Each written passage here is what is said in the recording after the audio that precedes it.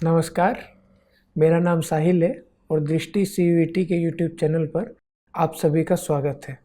MCQ श्रृंखला के इस तीसरे एपिसोड में हम लोग कथात्मक और साहित्यिक परिच्छेद पर बात करेंगे।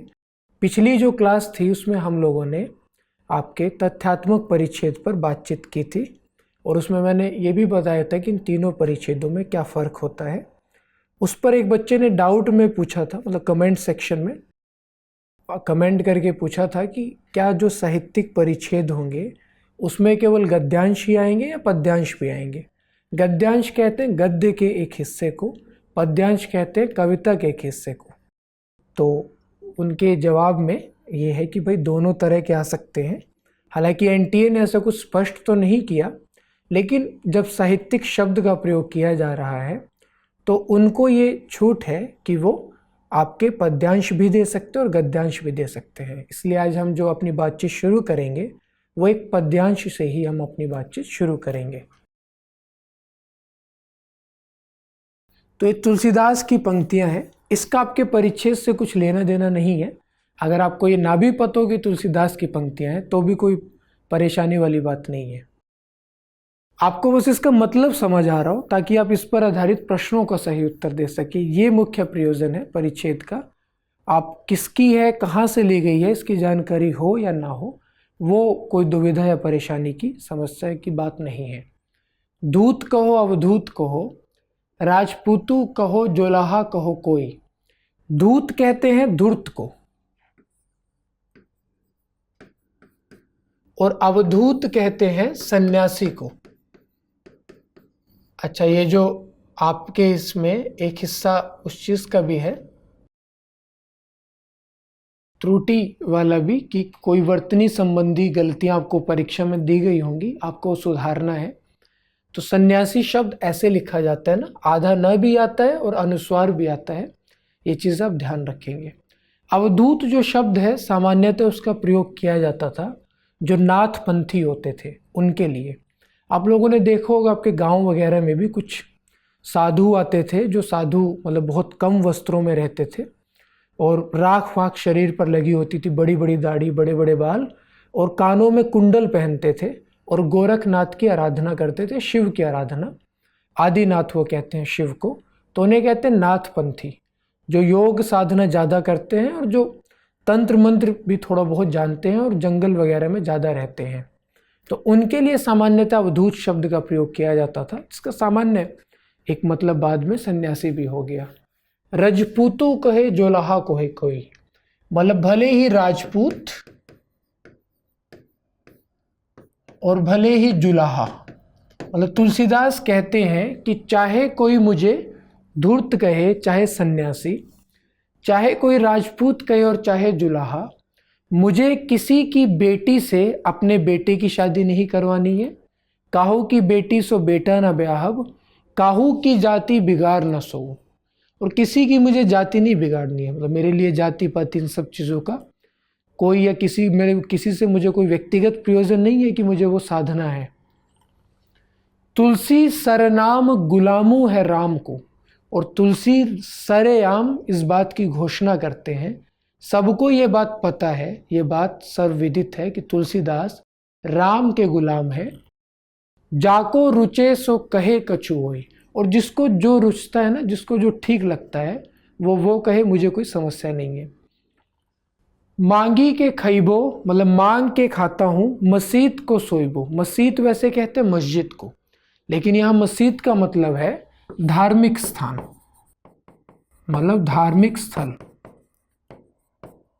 मसीत को सोइबो, लेइबो को एकू न देइबो को दो, यानी किसी से कुछ लेना देना नहीं है और मुझे किसी से कोई मतलब नहीं है। अगर मुझे किसी से प्रयोजन कुछ है, किसी से संबंध रखना है तो केवल राम से रखना है। और तुलसीदास में ऐसी स्वीकारोक्तियाँ बहुत हैं।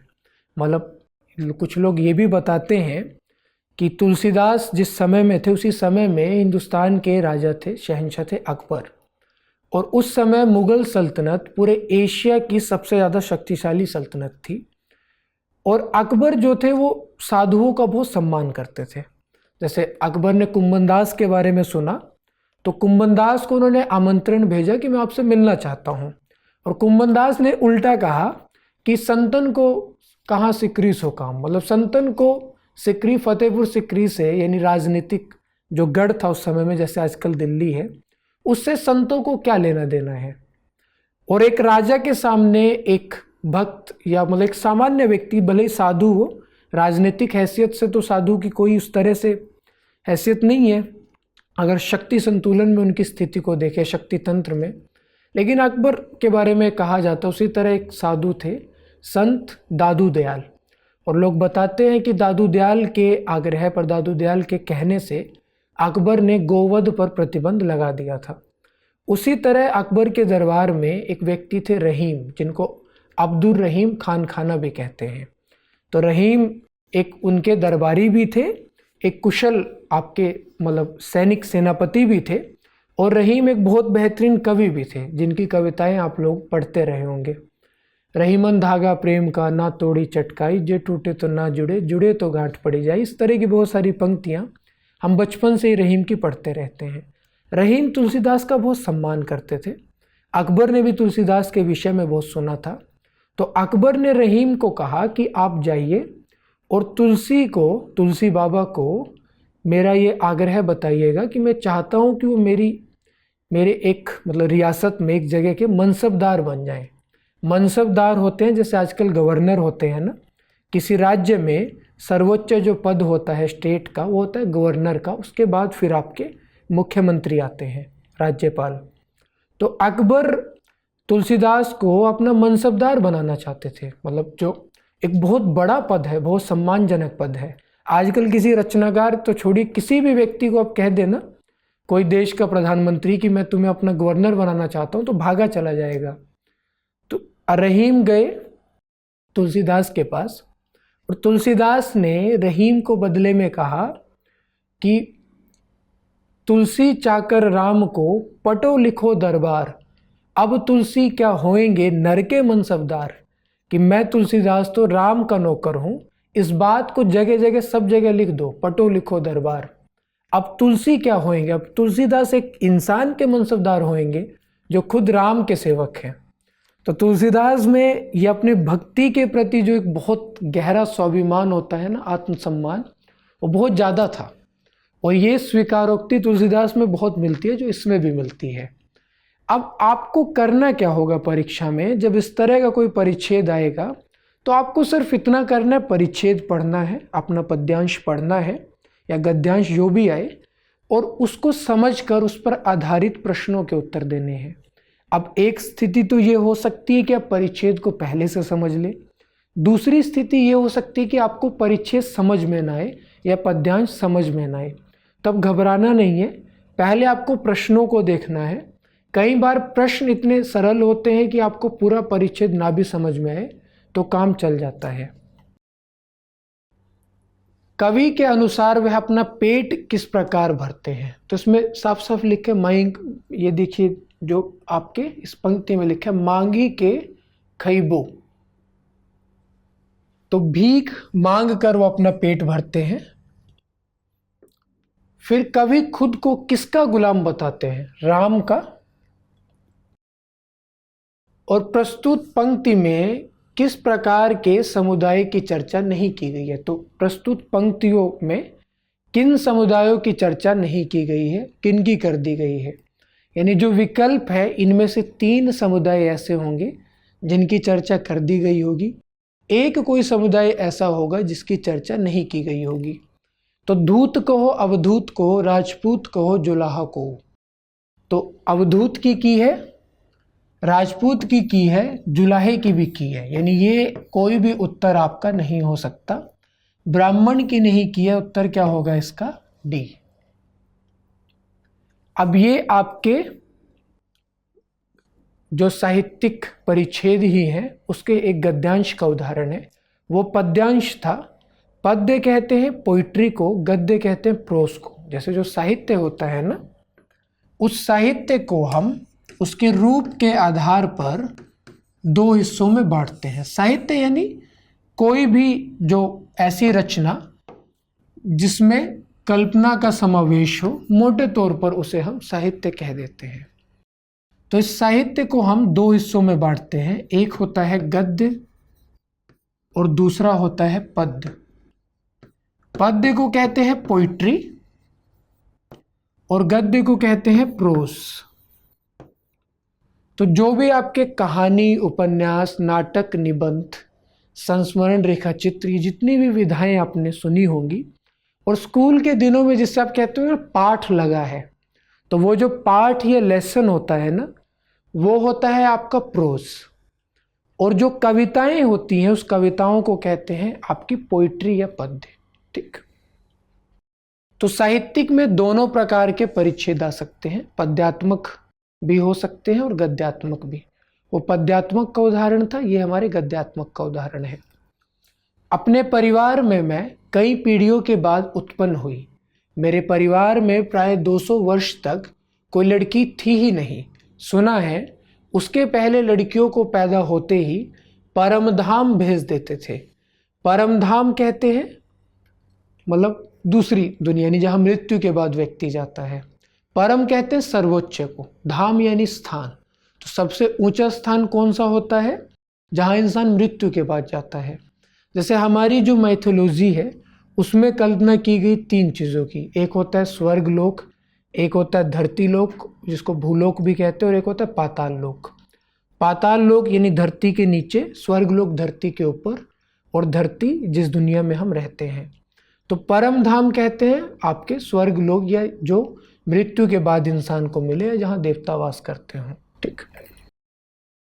फिर मेरे बाबा ने बहुत दुर्गा पूजा की। हमारी कुल देवी दुर्गा थी। मैं उत्पन्न हुई तो मेरी बड़ी खातिर हुई और मुझे वह सब नहीं सहना पड़ा जो अन्य लड़कियों को सहना पड़ता है। परिवार में बाबा फारसी और उर्दू जानते थे। पिता ने अंग्रेजी पढ़ी थी। हिंदी का कोई वातावरण नहीं था। ये महादेवी वर्मा की पंक्तियां हैं। महादेवी वर्मा ने अपने बारे में ये लिखा था। और महादेवी वर्मा ना, आप लोगों ने नाम तो सबने सुन ही लिया होगा, उनकी चीज़ें भी पढ़ी होंगी। अब तक 12वीं तक तो होती हैं, CBSE के पाठ्यक्रम में लगातार होती हैं। तो महादेवी वर्मा की बहुत ज़्यादा लोकप्रियता थी। लोग बताते हैं कि इतना पसंद महादेवी वर्मा को किया जाता था कि उस जमाने में ना कवि सम्मेलन हुआ करते थे। जैसे आजकल आप कॉन्सर्ट में जाते हैं ना, हनी सिंह की कंसर्ट होती है, बादशाह की, या इस तरह अलग अलग सिंगर्स की कॉन्सर्ट होती है जिनमें हम जाते हैं। तो उस समय उस तरह कवि सम्मेलनों का बहुत प्रचलन था। एक सम्मेलन होता था जिसमें कुछ कवि आते थे, वो अपनी कविताएं सुनाते थे और लोग उनकी कविताएं सुनते थे। आजकल भी कवि सम्मेलन होते हैं, लेकिन अब लोग थोड़ा कम जाते हैं पहले की तुलना में, लेकिन फिर भी जाते हैं। आज भी समाज में ऐसे लोग हैं। तो महादेवी वर्मा को एक कवि सम्मेलन में जाना था। तो उम्र ज़्यादा हो गई थी तो ज़्यादा लंबा सफ़र वो एक साथ करती नहीं थी। बीच में एक जगह पर महादेवी जी रुकी और लोगों को, वो रुकी थी जो आपका गेस्ट हाउस होता है, ऑफिशियल गेस्ट हाउस। तो लोगों को पता चल गया कि भाई यहाँ महादेवी वर्मा रुकी हुई है। तो वहाँ इतनी भीड़ हो गई, लोग उनको देखने के लिए इतनी संख्या में आए कि वहाँ के DM को वहाँ कर व्यवस्था को देखना पड़ा। तो इस स्तर की लोकप्रियता थी। नेहरू जी के साथ बहुत अच्छे संबंध थे। उस समय बताते कि राष्ट्रपति भवन तक में महादेवी जी की बहुत इज्जत थी। और इलाहाबाद में, जिसे हम आजकल प्रयागराज कहते हैं, वहाँ एक महिला विद्यापीठ करके संस्था थी। एक यूनिवर्सिटी नुमा मान लीजिए, बड़ा कॉलेज से थोड़ा बड़ा, उसकी चांसलर थी महादेवी वर्मा। और फिर भी ज़मीन पर सोती थी। तो बहुत सम्मानित अपने कर्मों से भी और अपनी छवि से भी थी महादेवी वर्मा। और बहुत मतलब उस तरह का जीवन इनका बीता, बहुत सादगी से रहती थी, एक ही तरह के वस्त्र धारण करती थी।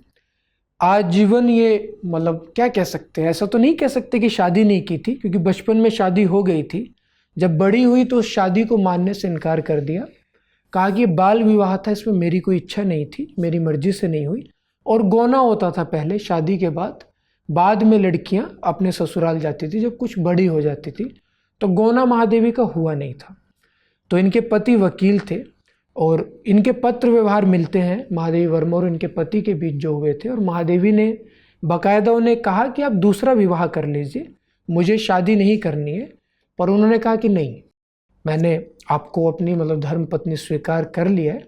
वो भी आजीवन, मतलब अविवाहित भी नहीं कह सकते से, कि विवाह तो हो गया था लेकिन लगभग अविवाहित ही है। अकेले ही रहे, महादेवी भी अकेले ही रही। दोनों अपना अपना काम करते थे। वो प्रसिद्ध वकील थे, ये प्रसिद्ध शिक्षाविद, चिंतक, विचारक और लेखिका थी, और दोनों के बीच पत्र व्यवहार होता था। तो महादेवी ने अपने बारे में बताया कि मेरे जीवन के बारे में, कि मेरा जब जन्म हुआ तो लड़कियों को जिस तरह से बहुत सारी समस्याओं का सामना उस समय करना पड़ता था, उस तरह से मुझे नहीं करना पड़ा। अब देखते हैं इस पर आधारित प्रश्न क्या क्या आए हैं। लेखिका के परिवार में लगभग कितने वर्षों बाद लड़की पैदा हुई थी? 200 वर्षों बाद, उस परिच्छेद में जानकारी दी गई है। गद्यांश में किस प्रकार कुप्रथा का उल्लेख है? लड़कियों को पैदा होते ही मार देने का, उन्हें परमधाम भेज देते थे ना, परमधाम यानी मार देना। और लेखिका की स्थिति अन्य लड़कियों से अलग थी, कैसे? उसके साथ उसे सम्मान मिला तथा अच्छी तरह पाला गया।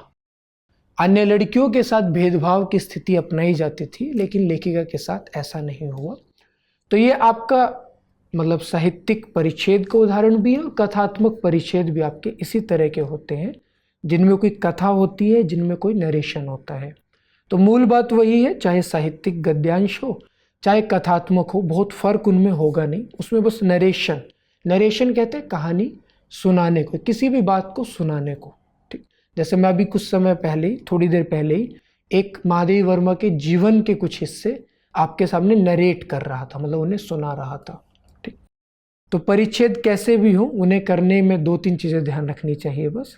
एक कि सावधानी से पढ़िए, पहले परिच्छेद पढ़िए, और अगर आपको सारी चीज़ें ना समझ में आए तो तनाव मत लीजिए। ऐसा होता नहीं कि आपको एक एक शब्द का अर्थ पता हो, ऐसा, बल्कि ऐसा जरूर होगा कि हमेशा कोई ना कोई शब्द आपको परिच्छेद में ऐसा मिलेगा जिसका मतलब आपको ना पता हो। ठीक, दूसरा, पहले एक बार परिच्छेद पढ़िए, फिर उस पर आधारित जो प्रश्न हैं जो पूछे गए हैं उन्हें देखिए, फिर उन प्रश्नों को देखकर फिर परिच्छेद को देखिए। ये सही तरीका होता है परिच्छेद पढ़ने का और उस पर आधारित प्रश्न करने का। दूसरी बात ये ध्यान रखना है, हम लोगों को लगता है कि परिच्छेद ऐसी चीज़ें जो सीधी परीक्षा में जाकर करनी चाहिए। बात सही भी है, कॉम्प्रिहेंशन को अगर आप सीधे परीक्षा में भी करेंगे तो ज़्यादा समस्या होगी नहीं, पर इसमें एक दिक्कत भी है। और दिक्कत क्या है कि अगर आप उसका अभ्यास नहीं करेंगे तो परीक्षा में आपको समय बहुत लगेगा, और बहुत ज़्यादा समय आपको दिया नहीं जाएगा। पूरा वो एक पैटर्न मैंने बताया कैसे समय क्या कुछ, वो सब कुछ, वो CUET बेसिक्स करके एक वीडियो डली हुई है हमारे इसी YouTube चैनल पर। अगर आपको पैटर्न से संबंधित दिक्कत है तो आप उसमें देख लीजिएगा। मूल बात ये है कि समय का ध्यान रखना है, जिसके लिए आप जितने परिच्छेदों का अभ्यास परीक्षा से पहले कर लें उतना आपके लिए हितकर होगा। बहुत सारी शुभकामनाएं, अगले एपिसोड में मिलेंगे, तब तक के लिए शुक्रिया।